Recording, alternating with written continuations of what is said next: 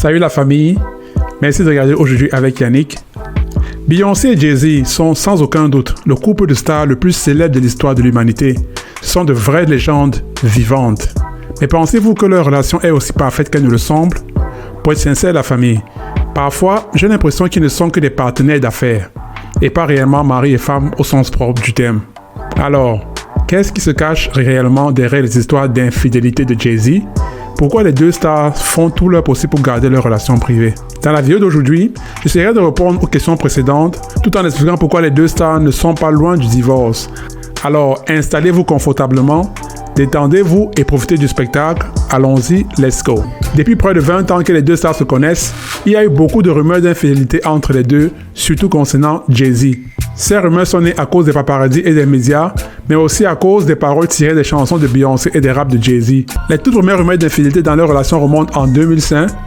En effet, cette année-là, ces mêmes rumeurs disaient que Jay-Z se tapait Rihanna, sa protégée de l'époque.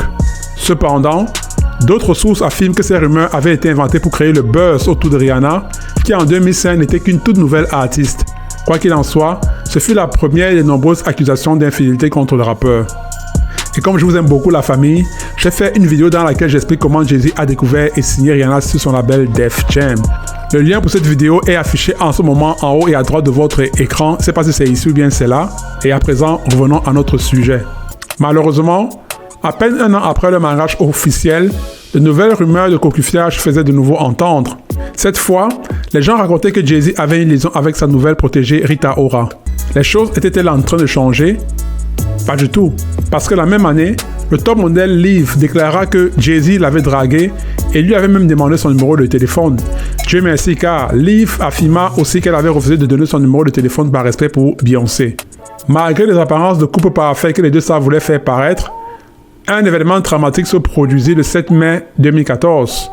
Pour ceux qui ne savent pas, Solange Knowles est la petite sœur de Beyoncé. C'est une artiste comme une autre et au talent assez moyen. Et franchement, à mon avis, si elle n'était pas connue comme étant la sœur de Beyoncé, personne n'aurait rien à foutre d'elle. Alors quoi qu'il en soit, le 7 mai 2014, Jay-Z, Beyoncé et sa sœur Solange assistaient au Met Gala. Quand tous les trois étaient dans l'ascenseur, sur les caméras de sécurité, on pouvait voir Solange crier et hurler sur Jay-Z en le frappant sauvagement. Ce qui a étonné tout le monde est la manière dont Beyoncé observait la scène silencieusement et sans rien faire du tout. Et vous connaissez le fameux dicton la famille, qui ne dit rien qu'on sent. Selon la rumeur de l'époque, Solange s'acharnait sur Jay-Z parce qu'elle venait de découvrir qu'il trompait de nouveau Beyoncé. Ce tristement célèbre incident d'ascenseur a vraiment endommagé l'image de couple parfait qu'ils avaient. Plus tard dans la même soirée, on les avait vus s'engueuler à haute voix dans les coulisses. Et vu la gravité de cet événement, les fans étaient persuadés que le divorce était imminent. Juste une parenthèse, la famille. Juste en passant, je pense que ces soi-disant incidents sont des mises en scène inventées uniquement pour créer le buzz. Dites-moi ce que vous en pensez. En 2016, Beyoncé sortit son 6e album intitulé Lemonade, dans lequel elle parlait d'infidélité. Inutile de dire que la presse et les médias avaient immédiatement supposé qu'il s'agissait de Jay-Z. À ce stade, les fans étaient sûrs d'une chose. Beyoncé et Jay-Z n'étaient pas du tout proches de l'image de couple parfait qu'ils avaient essayé de présenter jusqu'ici. Le rappeur ira même jusqu'à admettre publiquement qu'il avait été infidèle. Et je le cite, « La chose la plus difficile est de faire face à la douleur que vous avez causée à quelqu'un que vous aimez profondément. » Il avait également révélé qu'au lieu d'utiliser l'infidélité comme excuse pour demander le divorce, Beyoncé et lui avaient décidé de suivre une thérapie de couple pour surmonter leurs problèmes matrimoniaux. Vous savez, la famille, certains amis m'ont souvent demandé qui peut avoir l'audace de tromper une femme aussi belle que Beyoncé. Et à cette question, voici comment je réponds, par un proverbe très courant ici aux États-Unis. Vous êtes prêts? Je vais vous dire. Il y a un proverbe ici qui dit quoi? Pour chaque femme belle que vous voyez, et peu importe sa beauté, il y a toujours un homme qui en a marre de la baiser. Ça, c'est un proverbe ici aux États-Unis qui est très courant. Je le répète. Pour chaque femme belle que vous voyez, et peu importe sa beauté, il y a toujours un homme qui en a marre de la baiser. Malgré les infidélités répétées de Jay-Z, Beyoncé trouve toujours la force de lui pardonner.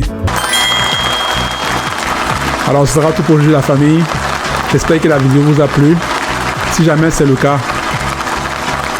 cliquez ici ou là pour regarder une autre vidéo encore plus magnifique.